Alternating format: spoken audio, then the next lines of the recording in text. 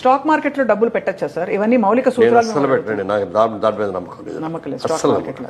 మీరు ఎప్పుడు భూమినే నమ్ముకున్నారు, లేదంటే వెంచర్స్ ఏదైనా వెంచర్ ఉంటే దానిలో పెట్టారు? నేను పార్లమెంట్లో కూడా మాట్లాడేటప్పుడు ఒక కథ చెప్పాను.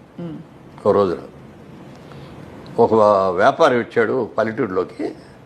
వచ్చేసి మీ ఊళ్ళో కోతులు ఉన్నాయని తెలిసింది, కోతులు కొంటాను నేను, కోతికి 10,000 చొప్పున ఇస్తాను అన్నాడు.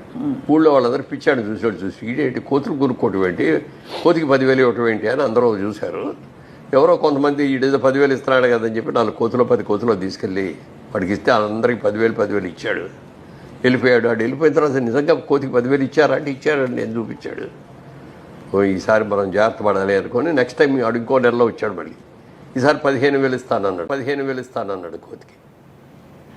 అందరూ ఎగబడ్డారు. ఓ 50% మనుషులు ఎగబట్టారు, కోతులు తీసుకొచ్చారు, ఇచ్చారు.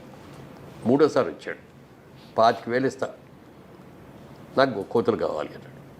అప్పటికి అయిపోయినాయి కోతులన్నీ. ఊళ్ళో ఉన్న కోతులన్నీ అంత ముందే కొనేసి తీసుకెళ్ళిపోయాడు. ఎక్కడ కోతులు లేవు. 25,000 ఇస్తానంటాడు. పక్క ఊళ్ళోకి వెళ్తే 20,000కు దొరుకుతున్నాయి. అక్కడికి వెళ్ళి 20,000 కొనుక్కొని కోతులు తీసుకొచ్చేసి వీడికి అమ్మారు. అర్థమైంది సార్. అర్థమైంది కదా. ఆ 20,000కి అమ్మింది ఎవరు అంటే వీడే.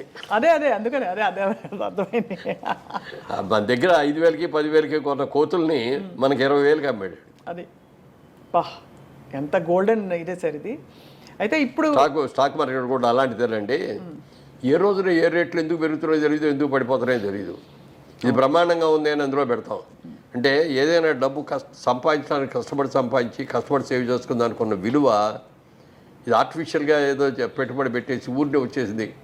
ఒక లాటరీ వచ్చింది అని అంటే దాంట్లో కూడా వచ్చినప్పుడు బాగానే ఉంటుంది, సంతోషంగానే ఉంటుంది. కానీ హార్డ్ ఎర్న్ మనీ అనే దానికి ఉన్న విలువ ఈజీ మనీకి ఉండదు. ఈజీ మనీ ఎలా వచ్చిందో అలాగే పోతుంది.